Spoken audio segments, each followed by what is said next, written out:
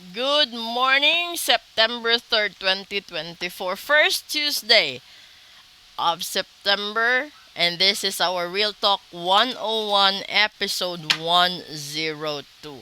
Panoorin nyo yung first four episodes uploaded today.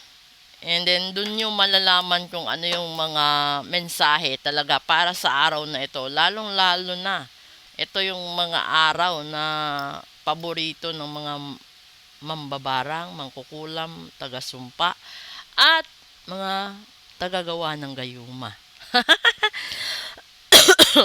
Okay, pasensya na kayo, may ubo po tayo. Mm, una, ito lang pala. Eps, coyote, o, diba? Playfulness. This is a reminder to not take things too seriously and being more balanced between wisdom and playfulness. And you might need to lighten up about a matter that has been on your mind for a while. 'Di ba? Kung meron kang matagal nang iniisip at magpahanggang ngayon wala pa rin siyang kasagutan, ipa-card reading muna para alam mo kung ano yung possible answers na mangyayari pag dumating yan. At least alam mo, 'di ba? Kung ano yung gagawin mo, ano yung mga hindi mo dapat sabihin, ano yung dapat na hindi mo gawin. Dahil minsan, kung napapansin nyo, may mga pagkakataon na napakaganda ng usapan, 'di ba? Hahantong sa away, alitan, no? Minsan yung worst patayan pa. Kasi hindi balanse ang takbo ng usapan, hindi balanse ang takbo ng isipan, hindi balanse ang emosyon. Mahirap naman talaga balanse ang isipan at puso. So yung gagawin mo, halimbawa, ngayon kakapasok lang ng buwan ng Setyembre, para meron kang idea kung ano yung mangyayari sa buwan mo, magpa-card read ka. And then kapag may na-sense na mga kamalasan, iparitual mo para matanggal, 'di ba? Kasi ganun yun para siyang para kang bibili ng appliances, 'di ba? Kapag bumili ka, alam mo bago, alam mong dekalidad.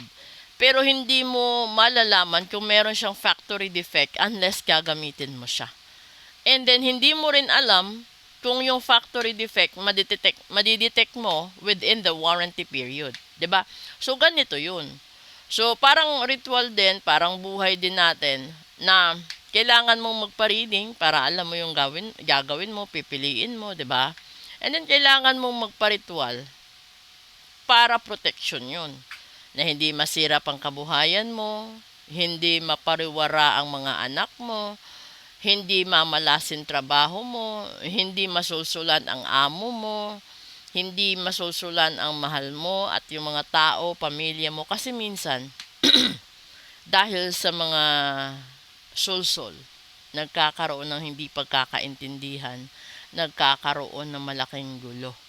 Pero nagsimula yan sa maliit na usapan, sa maliit na insultuhan sa pamilya, sa magkakaibigan, sa chat, sa GC, sa social media, etc.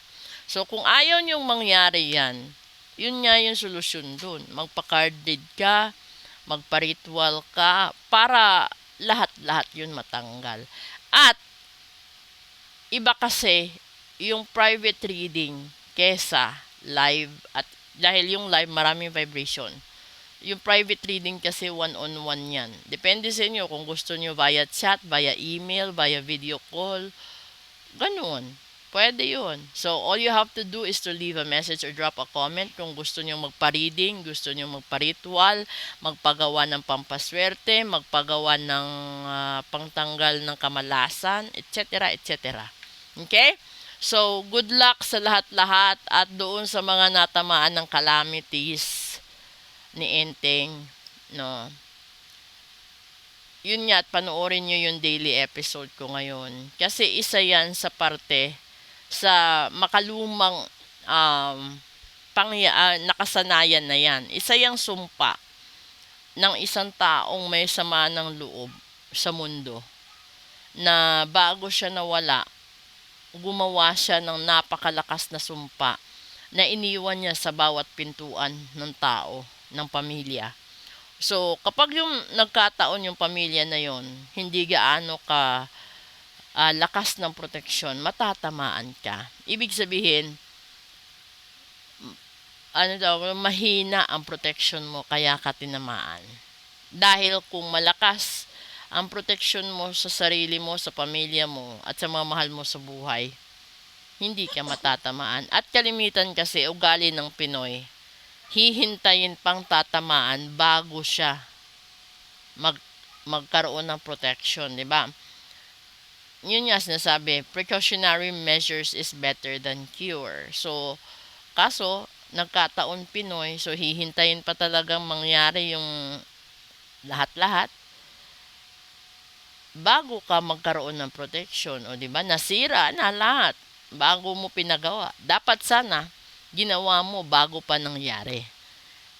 Kung pag ganun, kasi wala na, hindi mapapasa sa iyo yung kamalasan at saka yung mga premonitions. Kasi makikita mo kung ano yung mangyayari. Kaso nga lang kapag binaliwala mo, syempre akala mo panaginip lang, akala mo dala lang ng stress, kaya nakikita mo at naririnig mo yung ganon. Pero yung hindi mo alam, hirap na yung mga espiritu i-translate sa'yo ang mga messages.